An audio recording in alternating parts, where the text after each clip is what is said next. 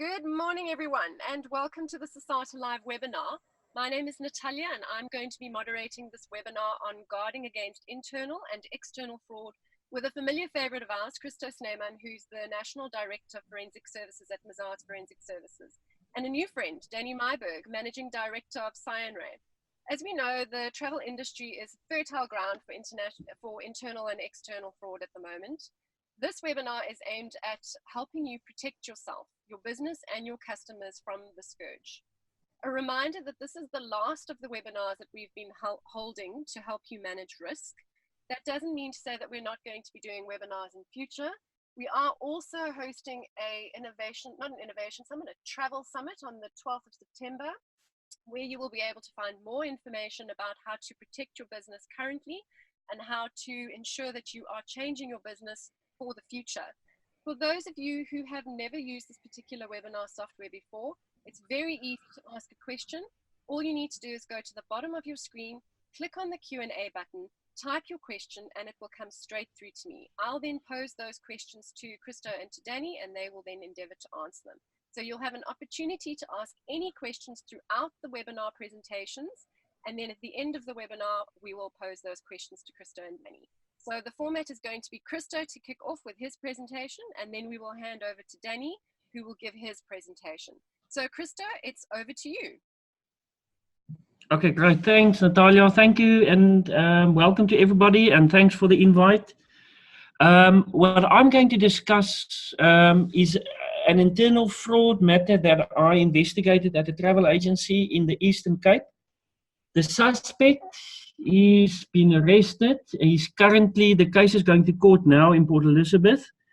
He committed fraud to the value of about 900,000 rand. So he's already indicated that he's going to plead guilty. So hopefully he'll be spend time in jail very soon. So I'm just going to discuss with you what happened in this matter, so you can get an understanding what happened. So when the branch manager returned from leave, she noticed that the suspect had issued a number of air tickets to clients of the travel agency. These tickets were issued during the December period, whilst both the suspect and the branch manager were on leave, and the tickets were issued either by cash or credit card or debit card transactions.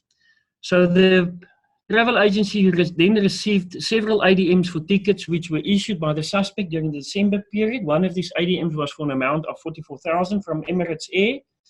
In respect of air tickets, the suspect issued for clients of the travel agency and clients of Emirates Air, namely Hussein, Rasool, and Zaman.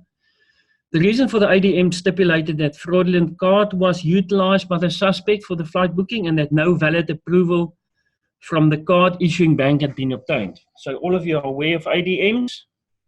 It was also discovered that by the branch manager, the suspect had written out several cash receipts to clients during the following month for 8,500 rand each. And when he was questioned by the branch manager, the suspect was unable to provide a reasonable explanation. And he obviously stated that he had not received any cash and that the receipts were written out merely for tax purposes. So obviously this was a lie by him. So the branch manager at the time suspected that the cash was stolen by the suspect. So she suspected at the time that the clients came in, they paid cash for the tickets, and obviously he pocketed the cash and he used a fraudulent or invalid credit card number to do the transaction. So during the following February, he was suspended and I was appointed to conduct an investigation. So during March, a letter was sent to the suspect regarding a disciplinary hearing. He failed to attend. No apology was received and he was accordingly dismissed. So, and during May, we submitted our report and reported the matter to the Grahamstown police station, and the matter was from there on transferred to the commercial branch in Port Elizabeth. So I'm just quickly going to discuss the modus operandi, how we went about in committing the fraud. I'm going to use 3 client cases. Obviously, there was a number of clients that has been affected. So with clients Kamal, Ahmed, and De Fleur, he written out receipts for cash received from these clients each for 8,500 rand. In total 34,000 rand. When the branch manager requested the cash from a suspect for banking purposes, the suspect responded that he had not received the cash and that the receipts were written out for tax purposes. So obviously he's pocketed the cash and he was now telling a lie being dishonest to the branch manager. So the branch manager could also not find any confirmed travel bookings.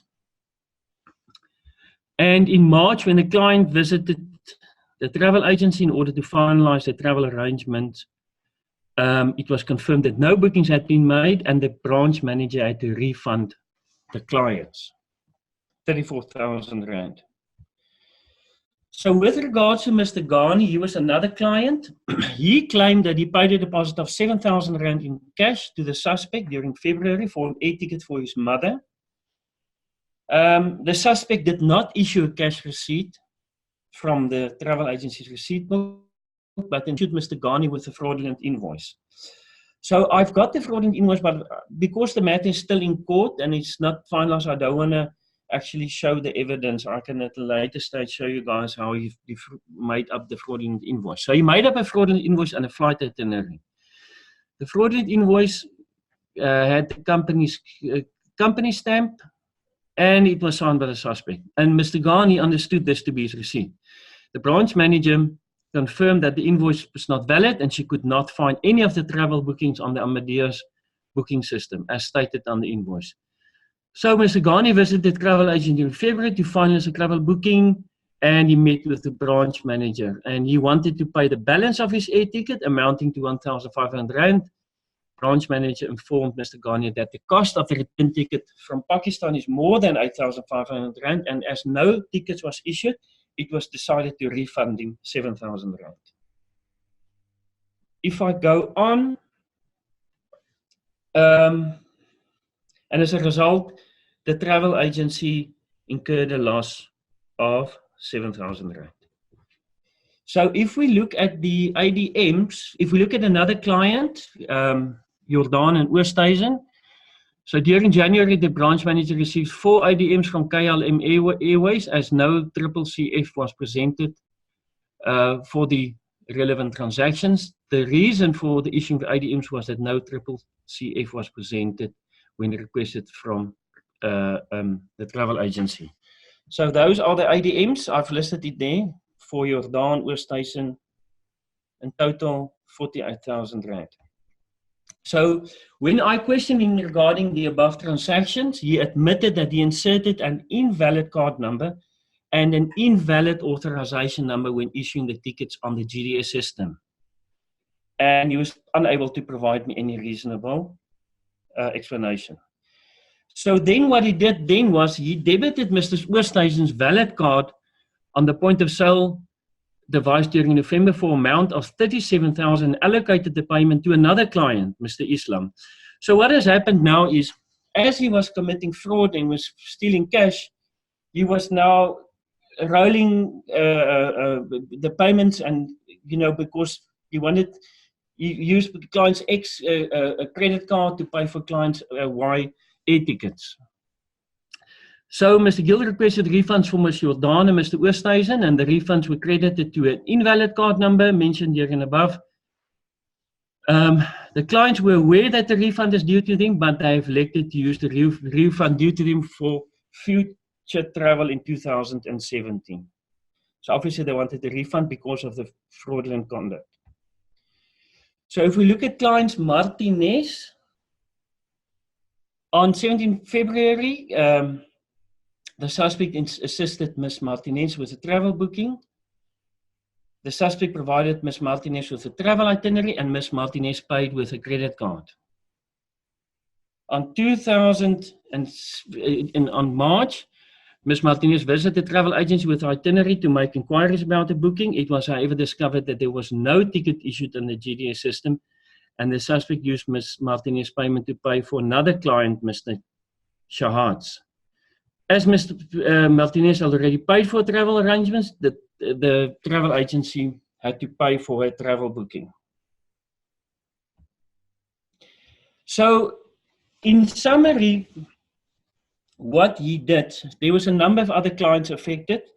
in this matter, and obviously for the investigation we had to get affidavits of everybody, but in summary what he has done is he issued air tickets for which he received payment in the form of cash.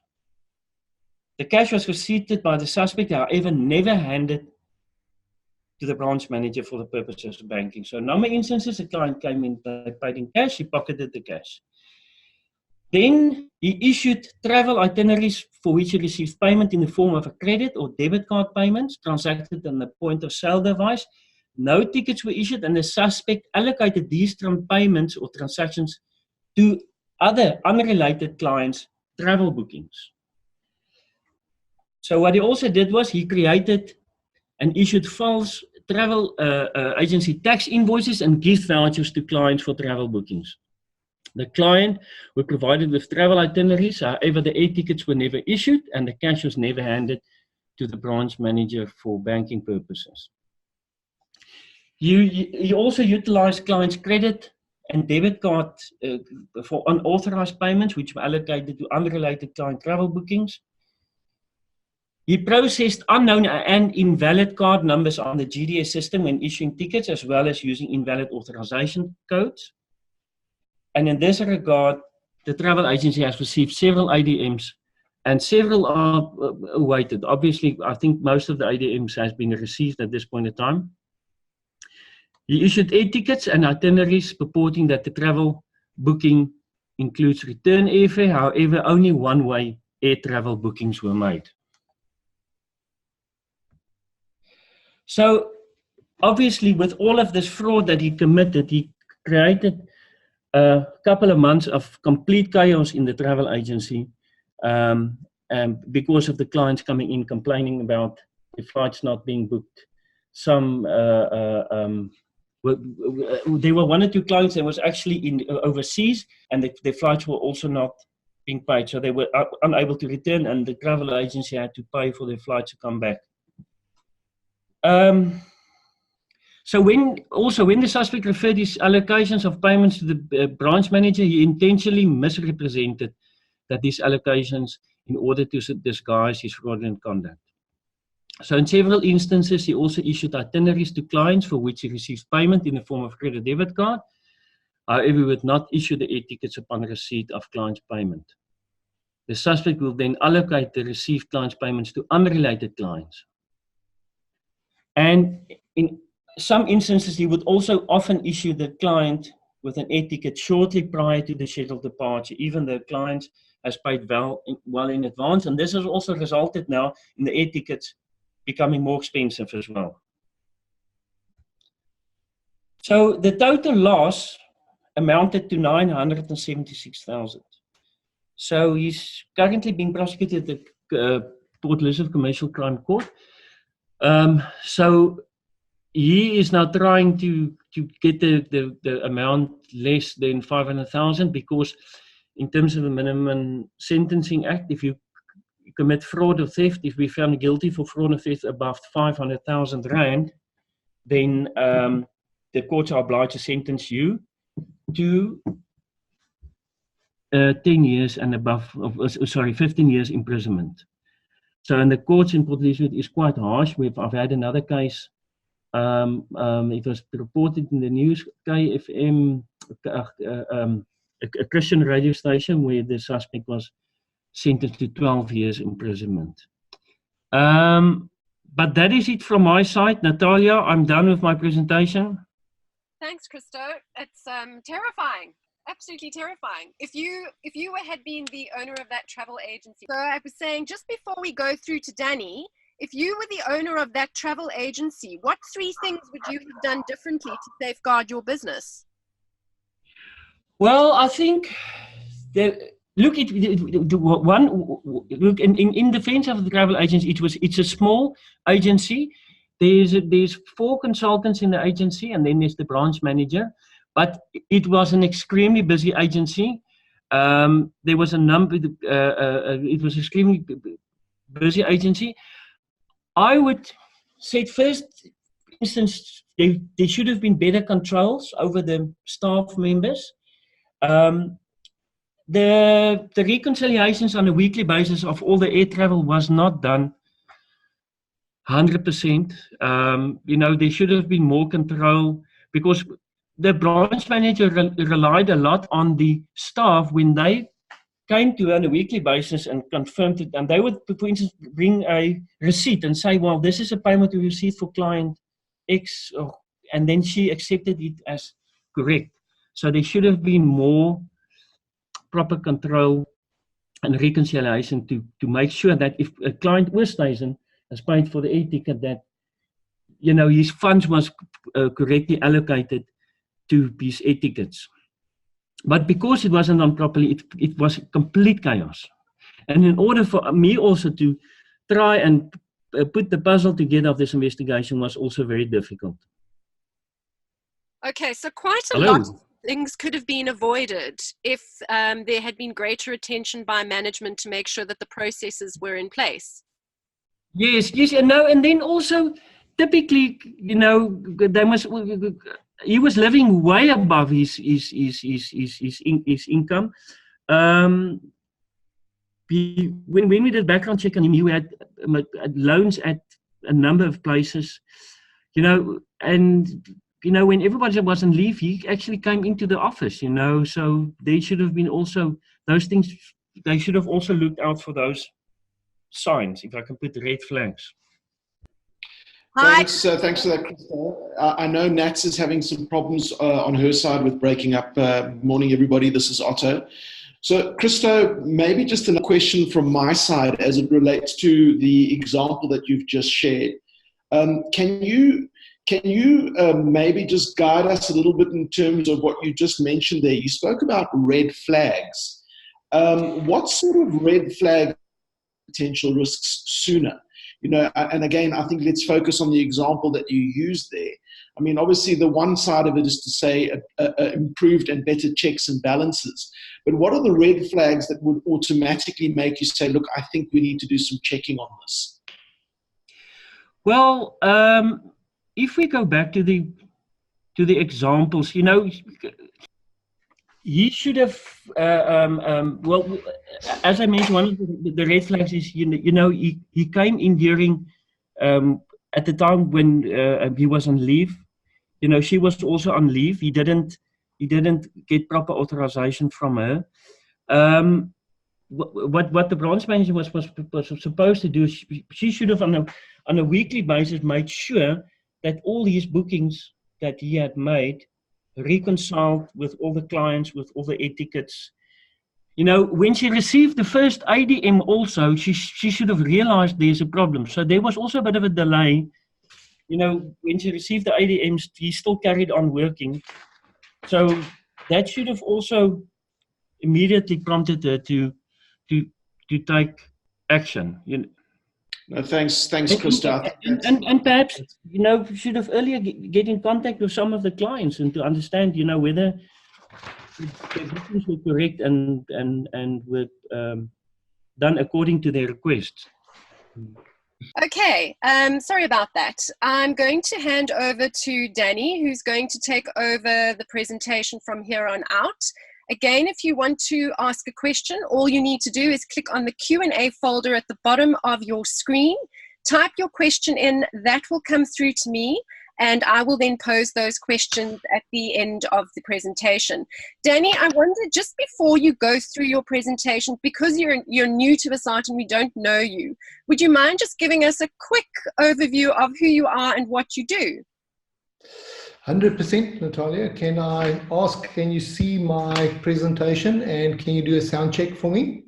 I can hear you perfectly clear and I can see your presentation. 100%. Excellent. Hi, good morning, everybody. My name is Danny Marburg. I am the Managing Director of Siandre, the Digital Forensic Lab. Background comes from police force, was the commanding officer of the cyber unit for the police force. We're heavily involved with the financial environment and investigation firms, law firms, with conducting forensic investigation, incident response, where we assist clients while they are being hacked to get back, to get their systems back. And also we do litigation support for law firms in terms of the exchange of data in their matters. What I wanted to chat to you today regarding a number of things. I'm going to look at cyber threats and cyber attacks. I'm going to focus on two predominant type of threats that we're currently seeing. The one being ransomware attacks, and the other one is the business email compromise, or the CEO compromise, or the man-in-the-middle attack. That's basically where they send you an email, they change the banking detail, and you transfer the money into the wrong account. I've been working on a number of cases where travel agents has been involved in those type of scams, where a person contacts them and then tries to reverse or ask them to reverse payments, make payments out back to a client, etc. All right, so what I've got is we're going to do and have a look at typically how a hacker will approach an organization, or how a perpetrator will approach an organization. For that purpose, for the presentation, I've actually basically selected the cyber attack chain and the method in which the criminal will approach an organization. So typically what we see is the first thing that a criminal will do is they will do a recon of the organization, or we also refer to it as a footprinting. They first scan the client to see what there's a lot of incidental, opportunistic type of crimes taking place, but we're seeing that they are doing targeted attacks against organizations. So as part of this footprinting, they will do a port scanning on the environment. They will look at whether the organization's got outdated software.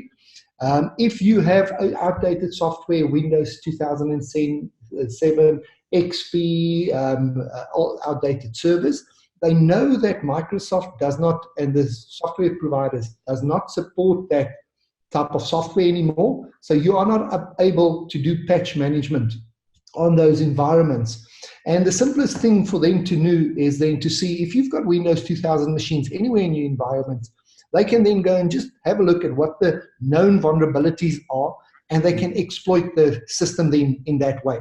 So they start off with the port scanning. What we're seeing over here is Dimension Data brought out a report to show from 2016 to 2018 how many known vulnerabilities is out in the marketplace that criminals can actually use. And you'll see that it's showing quite a steep growth.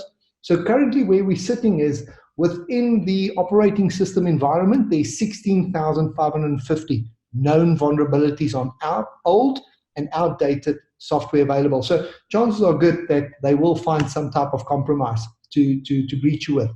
The next statistic also shows how long it takes organizations to actually remedy those known vulnerabilities. So if we look at the first three, critical, high, and medium, you'll see that we're sitting on an average of 200 days, where it takes organizations to actually do that patch management and bring their systems up to a reasonable environment. Okay, so after they've done the port scanning, they basically go over to their planning phase. They can do a couple of things. So now if I've scanned an organization, I know that there are vulnerabilities, so they are susceptible for attack. I can go and I can do a HAS, a hacking as a service, where I can go online, rent hackers to come and do the attack, or I can go into a social engineering. So typically if I did a scan of our company Ciandre and I found vulnerabilities, I will do social engineering, social media investigations into the organization. I will try to see who's the financial director, who's the managing director, who's the clerks working in the organization. And I can now streamline an attack specifically against those individuals. So, for example, myself, I like mountain biking. I can then start sending that person mails with my mountain biking adverts. So we talked regarding that as a spear phishing attack, where they're specifically targeting individuals inside an organization. They can also go over to go and buy password databases. And then lastly, they also create bank accounts where they want to transfer money if they are successful with it. So if we look at the password databases that they can buy, for example, I just quickly want to go into this one, if you don't mind. If we go into Have I Been Pawned, for example, that's a website that's available. You can actually go and do a search, enter your email address and see whether you've been compromised. So, for example, my account has been compromised in LinkedIn breach, but you can also have breaches like takealot.com, where you supply some of your passwords. And what the criminals has figured out is that a lot of people are using the same password on multiple areas. So you use the same password on your mail that you're also using on your takealot.com account. So now what they do with that is they will utilize that password and see whether they can gain access to your mail account. So they personalize the attack, and then they decide on what's the delivery or the execution mechanism that they're going to use. So sending an email, for example, what we've got here is a email coming from Netflix. But if you hover on that link, it actually takes you to a different location and not the Netflix. So they use Netflix, Showmax, stuff that's relevant currently in South Africa to try and entice people to click on those links. They also have, seems like I'm quickly going out of this one. I just want to take in. So, for example, we also have situations where they'll use SARS filing. They'll send different type of mails. As I said, they'll see if you're a mountain biker. They'll try to send you free adverts for mountain bikes, magazines, etc. If you click on the link, it takes you through to the wrong place, and they can capture your credentials on that side if you enter your username and password, for example. What they want to do next is, as soon as they've established that they can get a username and password, they want to actually then create a persistence foothold for them in your environment. So what they'll do is they'll create a backdoor. They will deactivate your malware programs from updating, from scanning. Typically what we see is they use a kill switch type of file, which kills a lot of processes. So they'll stop your backups, they'll stop your malware protection from running, they'll stop updates, those type of things that can interfere with the activity that they want to perpetrate as well. What we also see is that they'll take passwords and they will then capture that passwords, take it offline and start decrypting them. So what they now have is they've got access to your environment. They've made sure that they can log in tomorrow or tomorrow night again, and then they start with the internal recon of your environment. So they'll look at compromising user accounts. They'll collect password files. They'll crack those password files externally. If you're using secure socket layer encryption on your environment or secure transmitting of files, they utilize the applications that you've got on your environment to take it out so that you can't actually see it. They will escalate the account privileges of that person, and then they'll go over and map your network devices to see what type of devices you've got, what type of industry you are in, and if there's any low-hanging fruit that they can benefit from. So if they can steal money, if they can gain access to your bank account, they'll do that first. Otherwise, they'll fall back on rather stealing client data and trying to extort you, or then fall back on a ransomware account, like a ransomware attack where they encrypt all your information and ask you to pay them to decrypt your information. Now, if we look at Kaspersky, for example, Kaspersky, if you go onto their site, you can actually enter your password and see how long it takes to decrypt your password. So the IT guys like using these type of characters and spelling a word. So instead of an E, they'll use a 3. Instead of an I, they will use a 1. Instead of an S, they'll use the dollar signs. Instead of an O, the 0. Instead of an A, the @ Now, the hackers knows all those type of things. If you just look at this password, for the normal person, it will seem that it's a strong password, but it'll take about a second to crack it. If we look at the next one, the advice is to rather use African language words, not English words, because the English ones are too well known. And also, if you do combinations with the English words, it's actually very easy to crack it. So your password should not be making sense. And if you can use different languages, it makes it more difficult for them. So Dumelang, for example, will take 2 days to crack. But if you use something like Boerewors, that will take up to 2 months to decrypt, just because they don't have those passwords, those dictionaries available. That is not well known. If we look at the mission, they then decide what they are going to do after they've reconned your system, and they would rescope and find a new objective if need be. So lateral movement, they then start moving on your environment. If they can gain access to your bank account, they'll do that.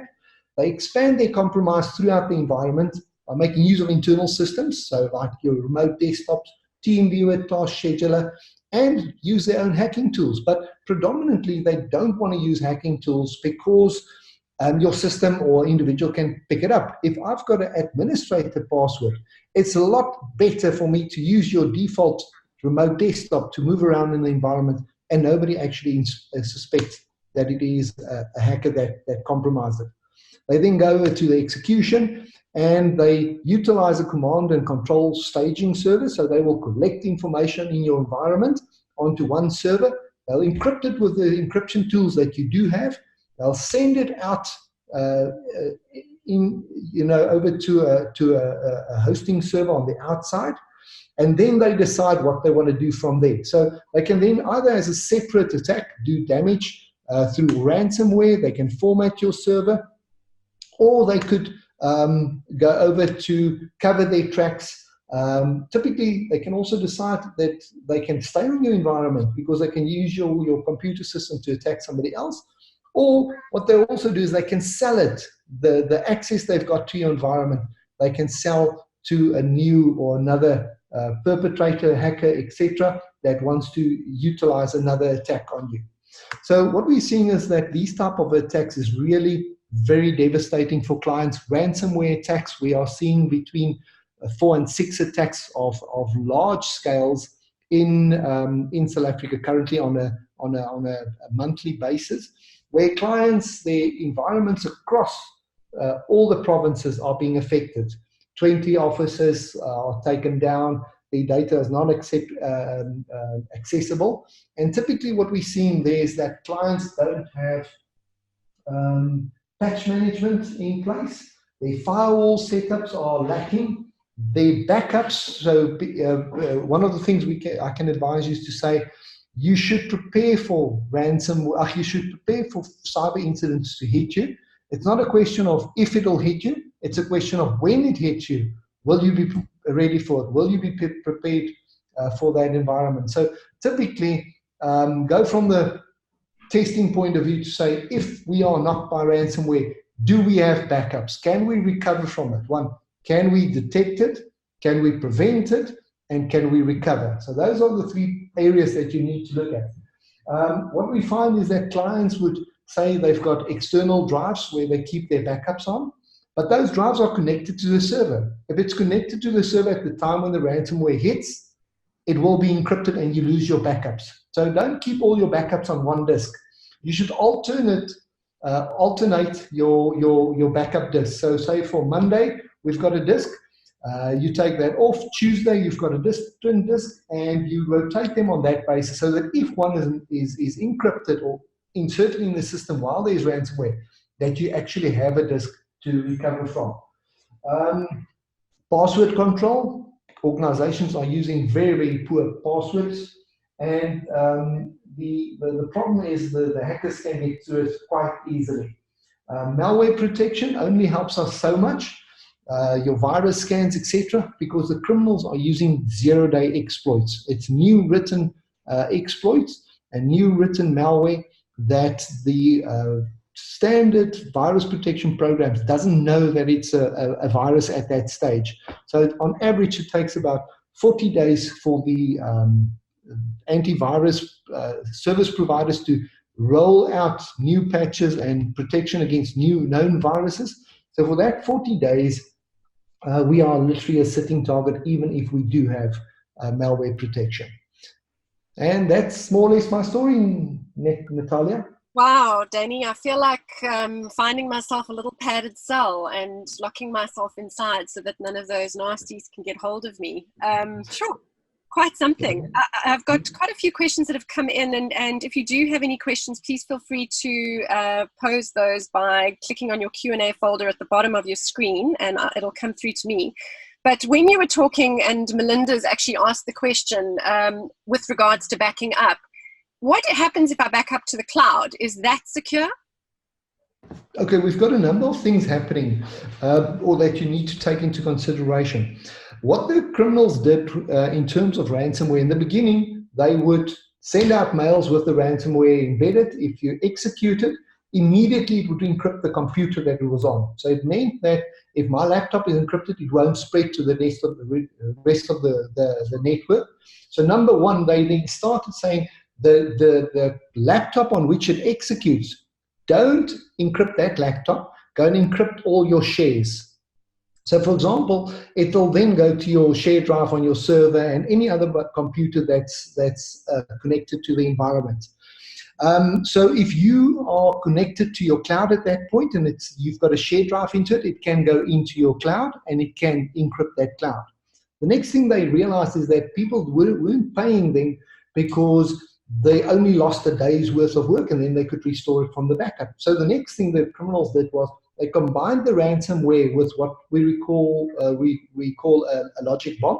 So it's a piece of code that stays on the environment until a certain condition is met. So for example, it stays on your environment for 30 days, every day infecting your backups. So if you're uploading your backups, making a backup, uploading it to the cloud, and you are knocked by ransomware, it can actually mean that your backups is also already infected. As soon as you try to install that backup on your environment, it sees that the date has passed a certain target date, and it will start encrypting immediately. So typically, if we assist the client with a ransomware attack, we come out, we stop that environment, we stop the spread, then we go over to establish what backups they've got. We bring that up in a safe environment, we scan it, we repair the affected environment, and then only do we bring the backup copy back in. So a short answer, your backups in the cloud can definitely be influenced.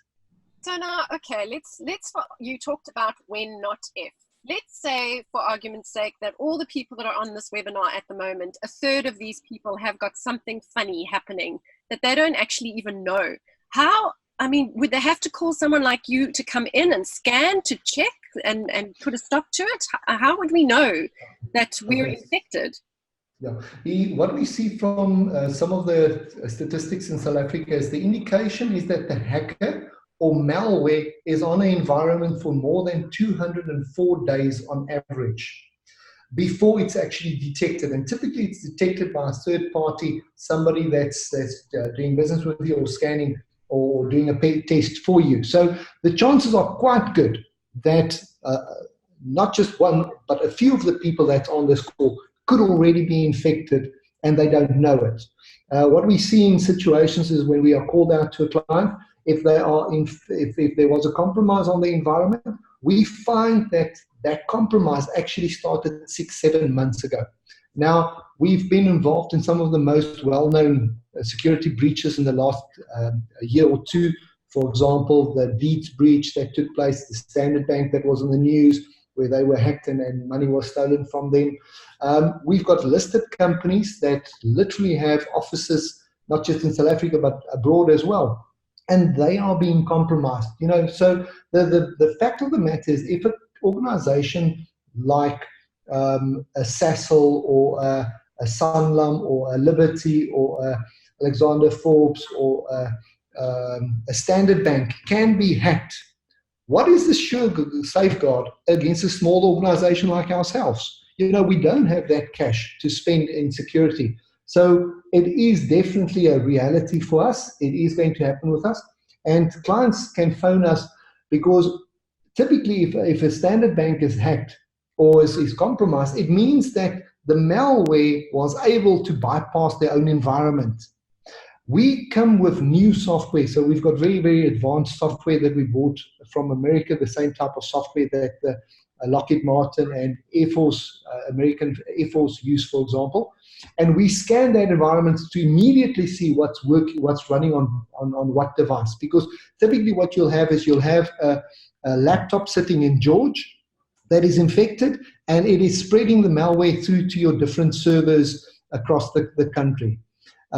So you don't know where that malware is actually coming from. So if you repair that server and you put it back in the environment, immediately that laptop keeps on sending it out. And your malware protection can't help you because it doesn't see the file as malware, or the malware already switched off or excluded itself from being scanned by your malware protection. So the best advice is to beforehand identify a company like us that does incident response, that does security, and if something like that happens, then we can come out immediately, assist the client. Another aspect that's very important in the day and age is organizations should consider and should have cyber insurance.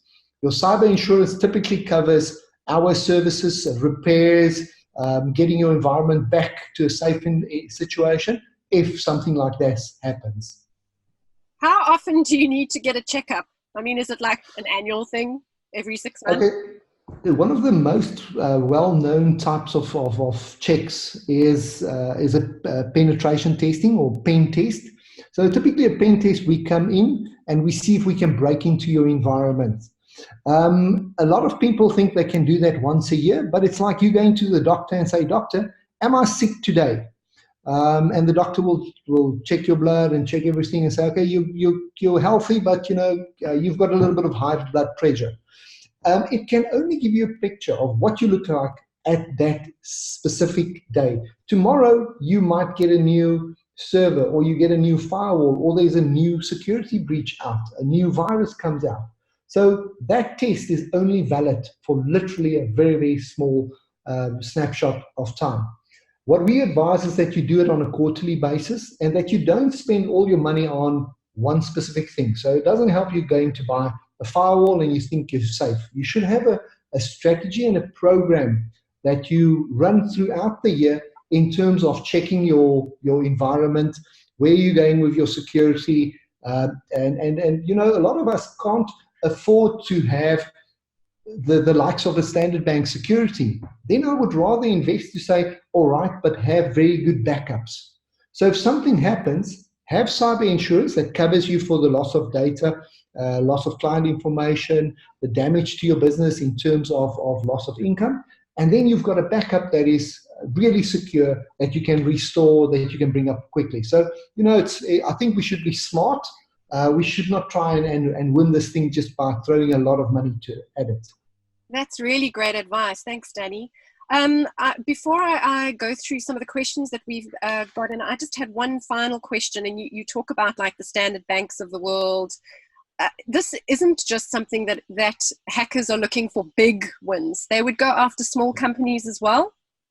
They do go for anybody. The unfortunate part is we see that they also go for individuals, private people. One of our clients was actually a surveyor that was looking at the impact of pollution on the environment, and she had to do a specific survey, and they stole $5,000 from her. So we do see that they go for the big organizations. Normally they've got a lot more protection. So actually the medium and small organizations and individuals are more at risk than the big organizations. Okay, does antivirus protect you, like Norton, for example, in any way? Okay, I'll never say don't have virus protection, but to give you an idea, currently worldwide, there is 10,000 malware or viruses written and released on a daily basis. So your programs like McAfee and Norton's and those type of off-the-shelf products, they get a report to say there's a new program out that's malware. They then write a new patch or new block for it, and they distribute it. But for you to be protected against it, you need to download it. So the average period for them to detect it, write a block, and distribute it so that the average user worldwide can get it is about 40 days. So if there's 10,000 malwares, viruses released on a daily basis, there's 400,000 viruses that is considered to be zero-day exploit at any point in time that the software and stuff cannot block. But it's better to have it than not have it, but it cannot give you 100% guarantee that, listen, they'll block everything that's out there. We advise clients to look at software that so your typical software would have a library that says, is this file in the library? If it's in the library, it's a known virus. If the file is not in the library, then they know it's a safe file. So they literally do a match between a known library we advise clients to look at virus protection that rather looks at behaviors of files. So if a Word document tries to execute, it shouldn't, and it can block it then. So those types is actually a lot better in our view. Okay, how safe is Microsoft Office 365? All right. The online mail accounts is quite safe because they help you with a number of things. They help you with blocking spam. They help you with scanning and protection in terms of malware. So that is very, very nice. But what they can't do is they can't block people doing an email compromise attack on you, for example. So that's where in the presentation I explained what they'll do is they'll see that I'm the managing director of Cianre. They will go and check on, have I been pawned, whether my email account is somewhere available in a relatively new database that was compromised. So say, for example, I did a purchase on takealot.com. I use a password on that site, and takealot.com has been compromised in the last 60 days. They will buy that, and they will test it against my online web mail account that I've got with Office 365, because we can access it through the web. As soon as they are able to log into that mail account of mine, they can read through my history. They can see if I send naughty pictures to my wife, which I often do, obviously. They will try to extort money from me. So we've got a number of TV and film clients where they had naked pictures of themselves in their inboxes online. And the perpetrators find that and they start extorting money from them. Or they see that I'm communicating with my lawyer or with my travel agent or with my investment broker, and they take over that conversation. They pretend to be me. They put up rules so that I can't see that there's a communication taking place, and they give that person instruction to transfer money of mine or in trust or payments that's due to me into their bank account. Wow.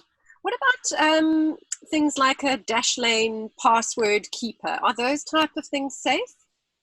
Those type of things we advise clients to utilize. So there's a number of, just to explain to everybody, you get online as well as local type of applications where you can actually have one password that unlocks this application, and inside that application you can store a list of all your passwords.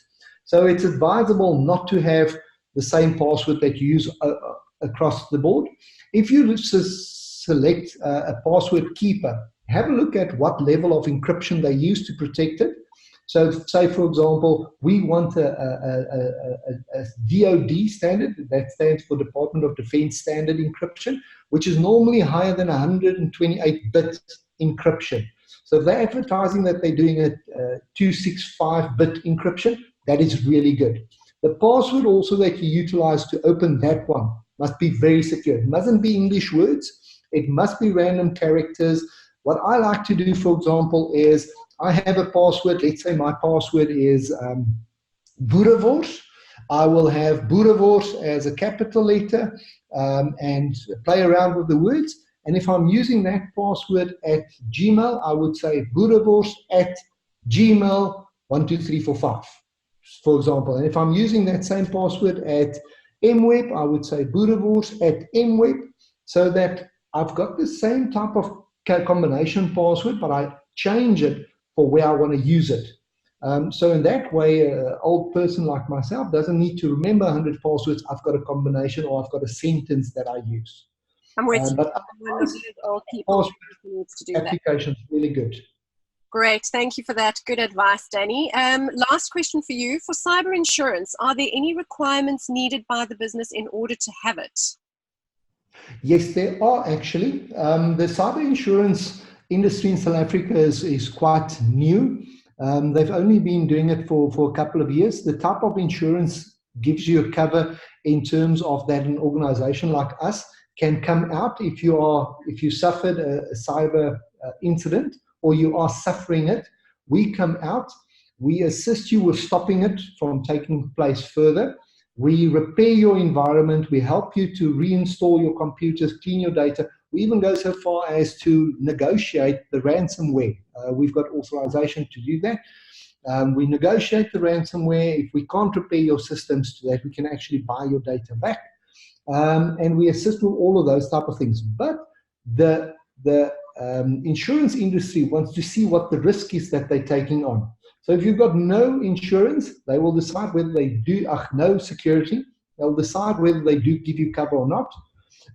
They can decide to give you cover, but then you are going to pay a very, very high premium.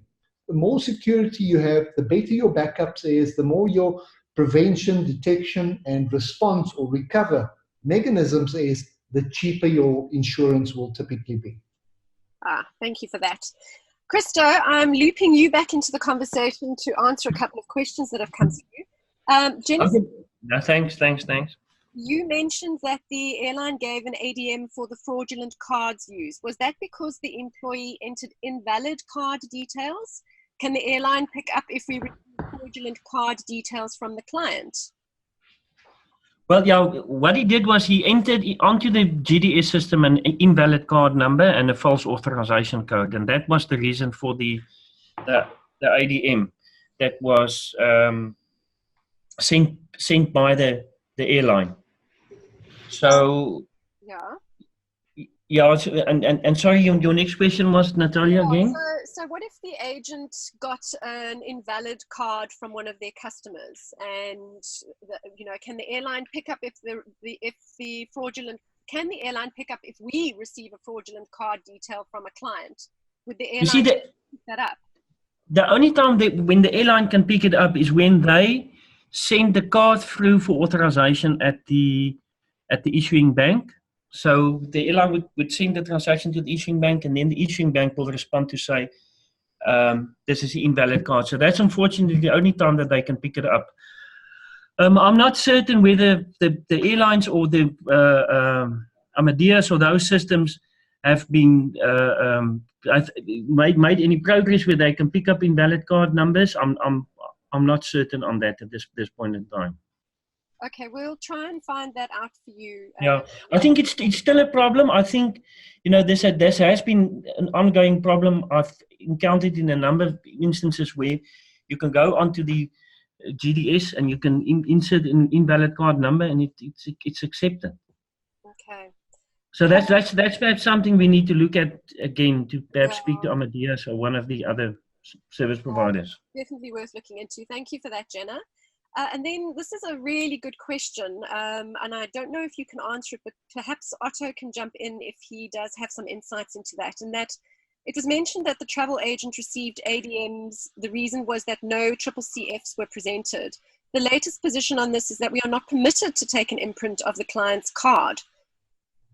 Anybody want to comment on that, Otto or Christo? I'll jump in there. Although whilst I'm jumping in, I'm afraid I don't really have a clear answer for anybody, because it appears as if the legislation that requires the CCCF still remains in place, and that is a piece of legislation that is, if you will, enforced by PASA, which is the Payments Association of South Africa, to which all banks are members. However, on the reverse side of it, your relationships with your banks are telling you that the CCCF is no longer deemed valid. And they are obviously, from an operational point of view, trying to move towards a more digital or online approval from the customer of the card. So we have a very strange situation at the moment where we have a piece of legislation that is conflicting with the operational expectations or requirements that have been set out by your banks. And then there's the other little component which relates to PCI DSS compliance, and that relates obviously specifically to the collecting, storing, and transmitting of data. And so those of you that are still collecting CCCF forms, as you should be or should not be, and sorry for the uncertainty in my response, we acknowledge that there are certain obligations and responsibilities that is placed on you as a travel agent to ensure that once you have collected that information, you are securely storing that data, i.e. that you have a safe on premises, and that if any of that data is transmitted as part of the transaction, that you are ensuring that that data is encrypted So one of the things that you need to think about is that if you are transmitting data via email, that you're using some sort of a zipped file system that will further provide a level of security to protect the data that you are transmitting via the email. Now, we are in constant engagement and partnering with ASATA and the airlines in our discussions with PASA and the banks in an effort to try to drive clarity on the CCCF. But my apologies to all of you. I'm afraid at this point in time, the uncertainty still prevails, and it does certainly place a risk in your business at the times where those CCCFs are requested by the airlines. Otto, can I also just jump in there? Natalia, can you hear me? Yep, got you. Oh, okay. I think what I think is also important for the travel agents that they must do is go back to their merchant agreements that they've got with the acquiring banks. Make sure that you understand the terms that's set out on that merchant agreement. And they must speak to the representative of the acquiring bank and ask him to come in so that you can just clarify what the card acceptance procedures or the payment procedures are, and if the terms are still relevant as per the merchant agreement.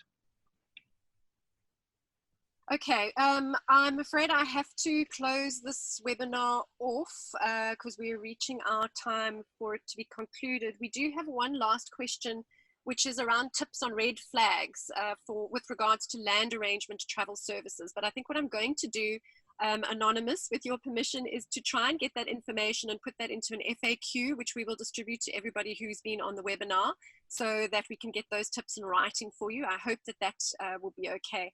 Once again, my thanks to both Danny and to Krista for sharing so generously of their time and giving us such great insights into internal and external fraud. I really do appreciate the hour that you have spent with us, and I know that our colleagues who've been listening also appreciate it greatly. Don't forget, we have a travel summit on the 12th of September in Johannesburg, which will be really great to attend. Just look at your ASATA newsletter for more information about that. And both Krista and Danny, I'm sure, would be very available if you are wanting to hire either of them to help you navigate the very difficult world of internal and external fraud. So with that, I'd like to close the webinar. Thank you very much for attending, and I hope to see you on the next one. Goodbye, everyone.